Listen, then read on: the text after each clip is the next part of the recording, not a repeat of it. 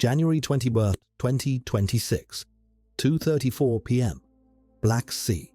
The U.S. Navy destroyer USS Ross conducts routine patrol in international waters, 40 miles from the Crimean coast.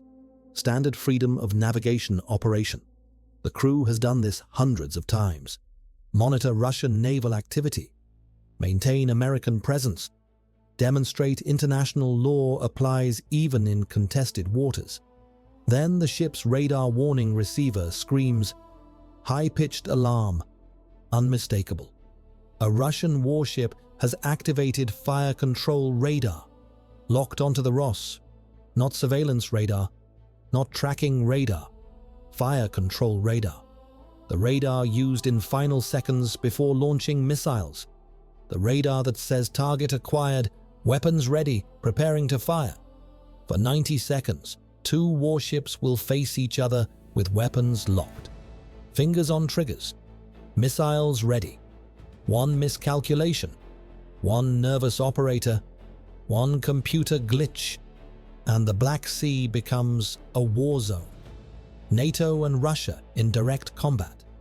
World War III starting over 90 seconds of electronic warfare that Russia will later claim was accident. But 90 seconds don't lie. And what those 90 seconds reveal about Russian tactics changes everything about Black Sea operations. The numbers seem simple. 2 warships, 1 American, 1 Russian, both armed with missiles capable of sinking the other in seconds, both with trained crews, both with orders, both with rules of engagement. But rules of engagement have grey areas, and those grey areas are where wars start. Because when Russian fire control radar locks onto American warship, that's not accident. That's act of war. That's final step before launching missiles. And American rules of engagement are clear. If enemy radar locks on, if missile launch is imminent, defensive fire is authorized. Ship can shoot first to survive. The question is whether that radar lock is genuine threat or deliberate provocation. And you have 90 seconds to decide before the choice is made for you. The USS Ross is Arleigh Burke-class destroyer, 9,000 tons, Aegis combat system, equipped with Tomahawk cruise missiles, SM-2 air defense missiles, torpedoes and various guns. Crew of 280. Commander Sarah Mitchell in command. 12 years Navy. 3rd deployment to Black Sea.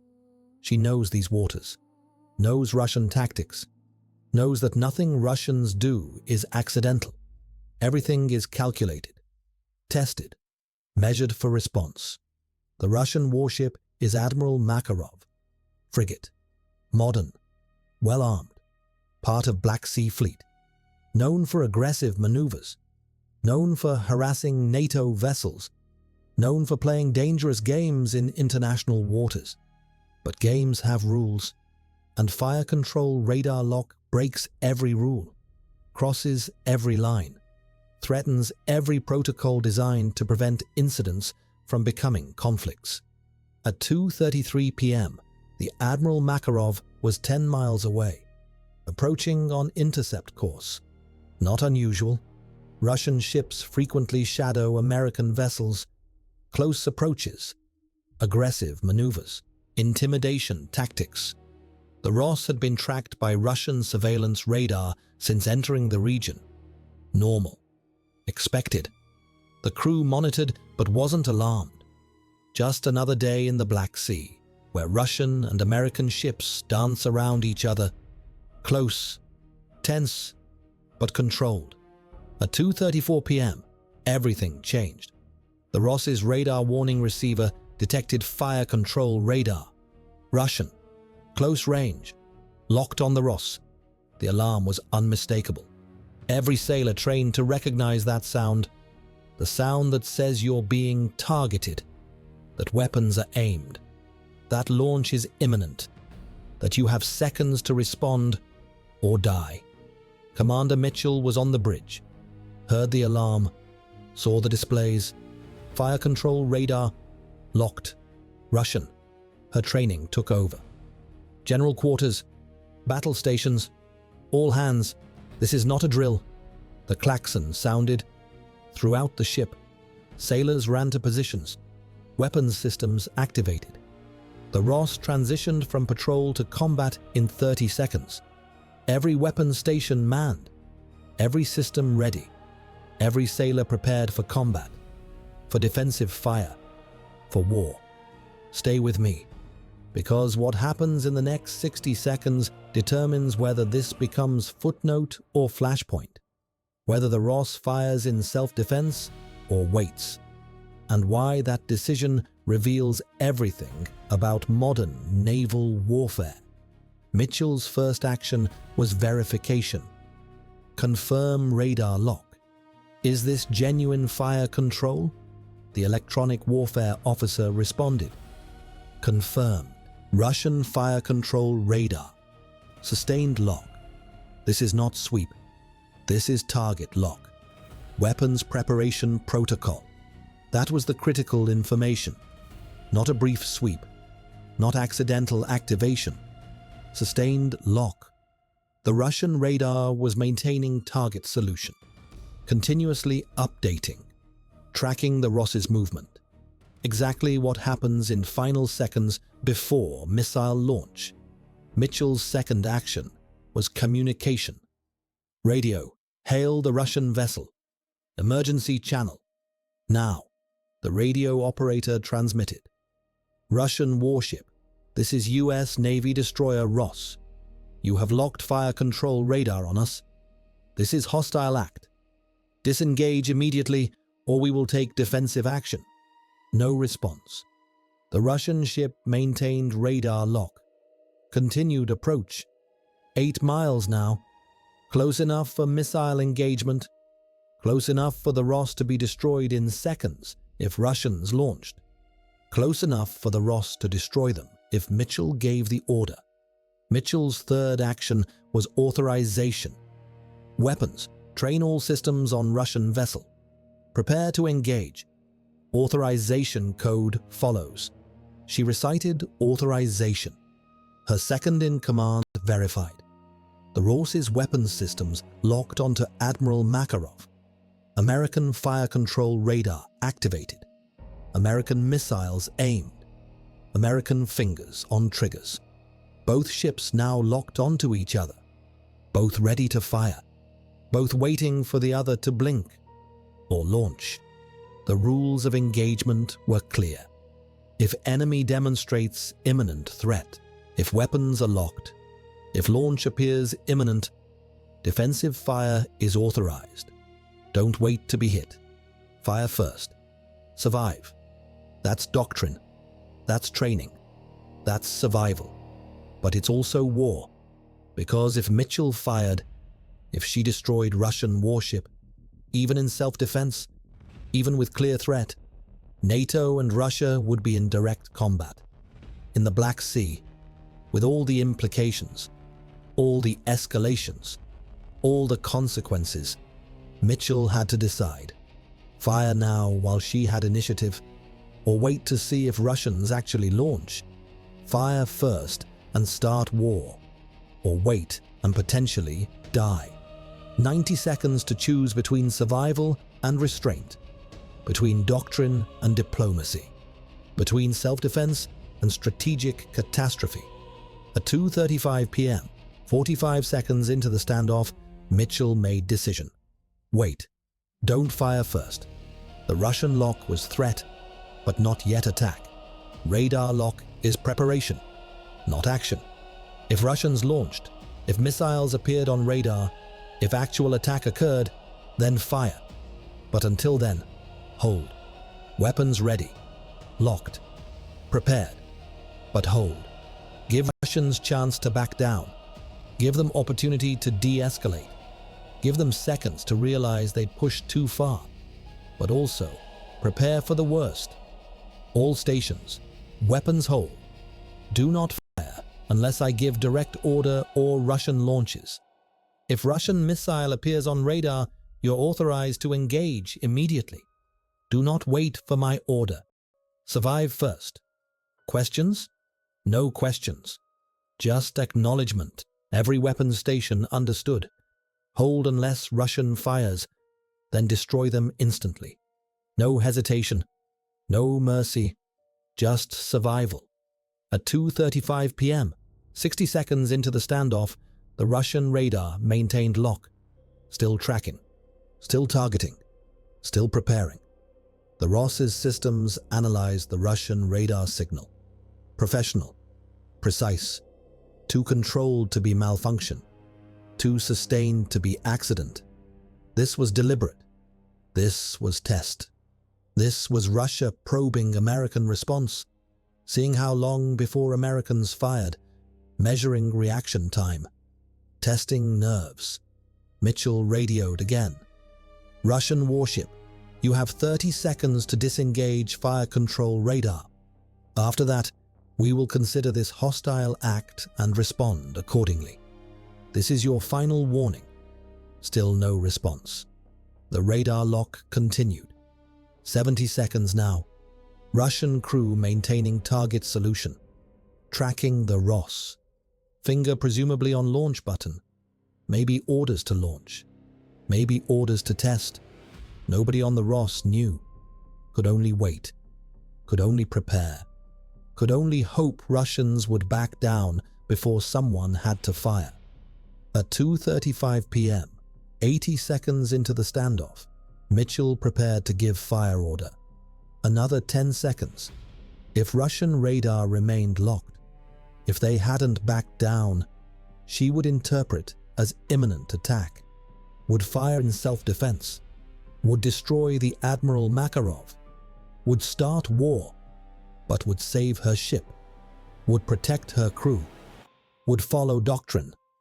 10 seconds, then war or stand down, then firing or restraint, then escalation or resolution. At 2:36 p.m., 90 seconds into the standoff, the Russian radar turned off. Fire control lock disappeared. The alarm stopped. The Admiral Makarov's radar returned to normal surveillance mode. The immediate threat ended. The ship continued its approach, but without weapons lock, without targeting, without preparation to fire, just observation, just monitoring, just presence. Mitchell didn't stand down immediately, maintained battle stations, kept weapons locked on Russian ship, waited, watched, analyzed. Was this genuine de-escalation or preparation for different attack? Submarine? Aircraft? The Russian ship could have vectored other assets. The radar lock could have been distraction. She maintained full readiness for 10 minutes, monitoring everything, trusting nothing. At 2:46 p.m., the Russian ship transmitted radio message. English. Accented. U.S. Navy vessel, this is Russian ship Admiral Makarov. We experienced temporary fire control radar malfunction. System has been secured.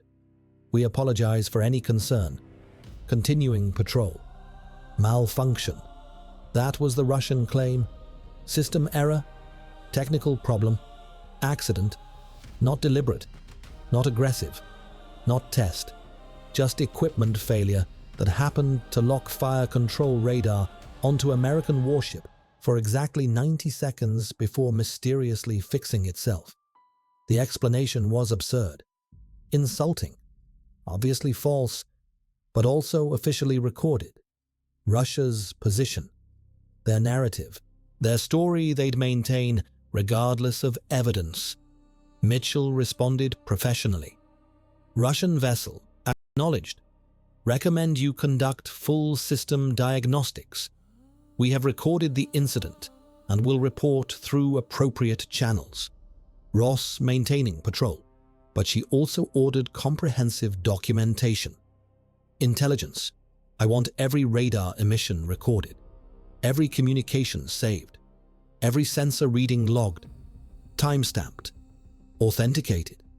This goes to Fleet, to Pentagon, to NATO. The Russians will claim malfunction. We're proving it was deliberate. Document everything. The intelligence team worked for hours, building comprehensive record. The Russian fire control radar had locked at exactly 2:34:17 p.m., maintained lock for 91 seconds, disengaged at 2:35:48 p.m. The lock was stable, controlled, professional.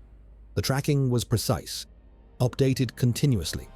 No fluctuation, no instability, no characteristics of malfunction.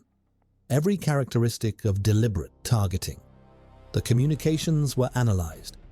The Russian ship had ignored all hails during lock, responded only after disengaging, claimed malfunction only after the incident, never warned of system problems beforehand, never acknowledged targeting during the event, only apologized afterward with obviously false explanation. The tactical picture was studied. The Russian approach was deliberate. Optimal range for radar lock. Optimal position for engagement. The timing was calculated. During patrol, in international waters, when Ross was alone, no other NATO vessels nearby, no immediate support, maximum vulnerability, maximum isolation, perfect conditions for test, for probe, for measuring American response. The 91 seconds were analyzed in excruciating detail. Why that duration? Why not shorter? Why not longer? Intelligence concluded it was calculated. Long enough to be unmistakable threat. Long enough to trigger battle stations. Long enough to see how Americans responded. But short enough to de-escalate. Short enough to avoid forcing American fire. Short enough to claim accident with minimal credibility loss. 91 seconds was perfect psychological warfare duration. Long enough to threaten, short enough to retreat. Exact right timing to test without triggering. The recordings were sent to 6th Fleet headquarters, then to Pentagon, then to NATO. The analysis was shared among allies. Everyone saw the same data. Everyone reached the same conclusion. This wasn't malfunction. This was deliberate Russian test, measuring American response time, testing American resolve, probing rules of engagement, seeing how close they could push before triggering defensive fire. Classic Russian tactic. Probe, test, measure, then adjust strategy based on results. But here's what the analysis couldn't determine. Here's what 91 seconds didn't reveal.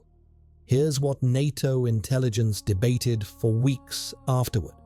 Was this local commander's initiative? Or orders from Moscow?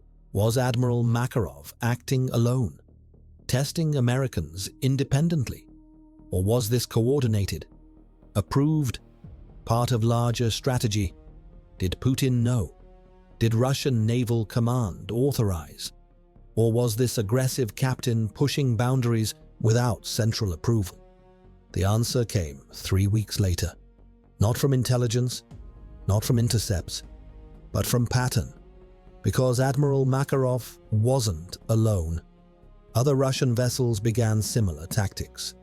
Different ships, different locations, Baltic Sea, Mediterranean, Pacific, same pattern. Approach NATO vessels, lock fire control radar, maintain for 60 to 90 seconds, disengage, claim malfunction. The tactic spread across Russian Navy. Multiple incidents, multiple ships, same procedure. Too coordinated to be random, too consistent to be individual initiative. This was doctrine. This was policy. This was approved tactic from Russian Naval Command, probably from Kremlin. The pattern revealed the strategy. Russia was systematically testing NATO response times, measuring how long from radar to battle stations, how long before weapons aimed, how long before NATO captains were ready to fire. 90 seconds was the test duration, because that's how long Russian anti-ship missiles need to travel at close range. Lock on, launch, Impact. 90 seconds. If NATO can't respond faster than 90 seconds, if NATO captains hesitate, if battle stations take too long, Russian missiles arrive before defense is ready.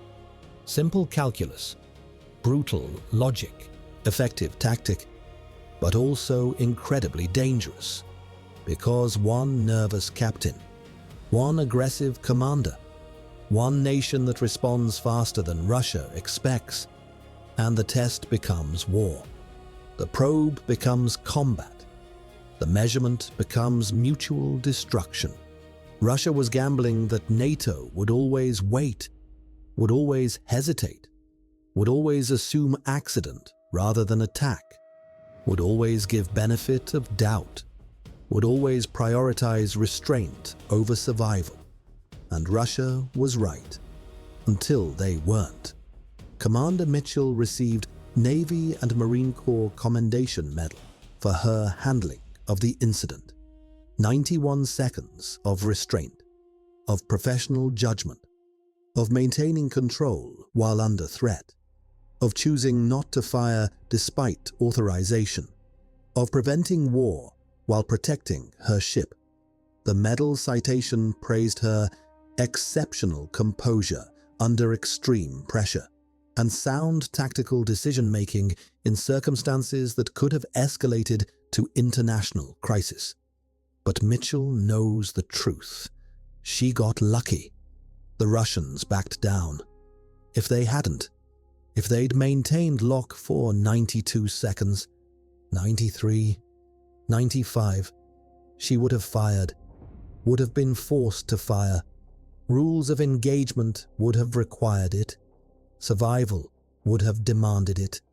One more minute, one more radar sweep, one more second of sustained lock, and she would have destroyed Admiral Makarov, would have started war, would have forced NATO and Russia into direct combat, not because she was aggressive, because she was responsible for her crew's survival.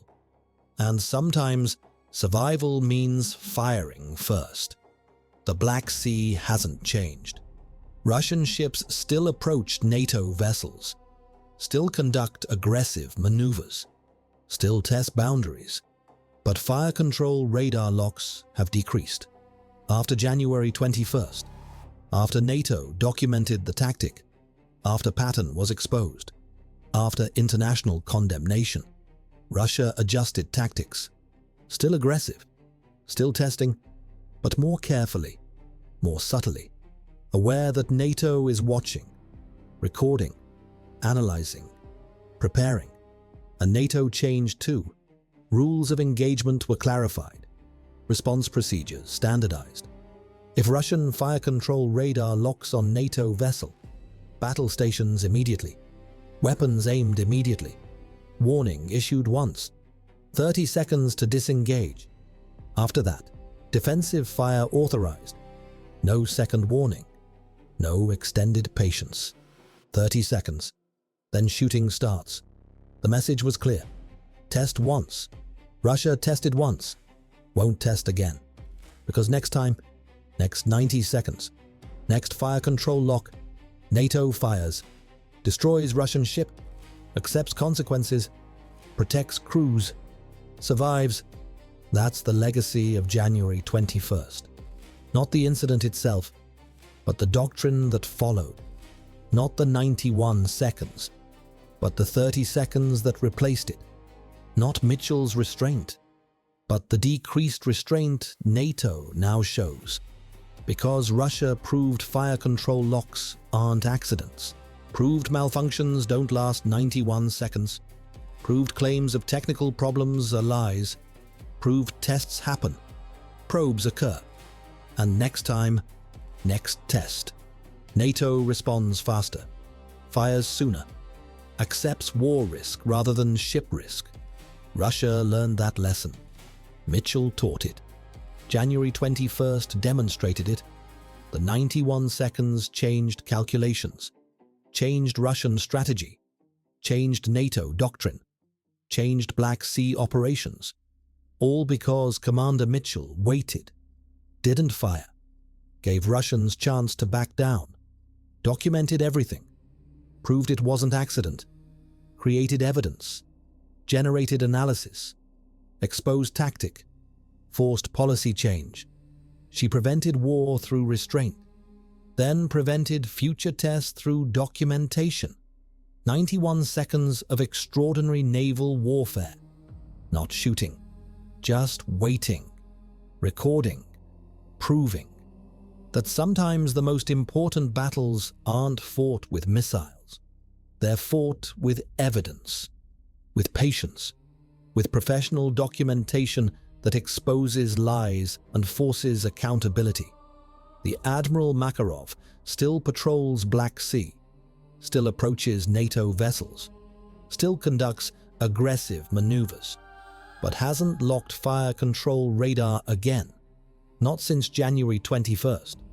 Not since 91 seconds that changed everything.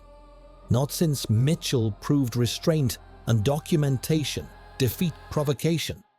The ship learned. The tactic adjusted. The test ended. Because NATO now knows, now watches, now responds faster, now tolerates less, now fires sooner if pushed.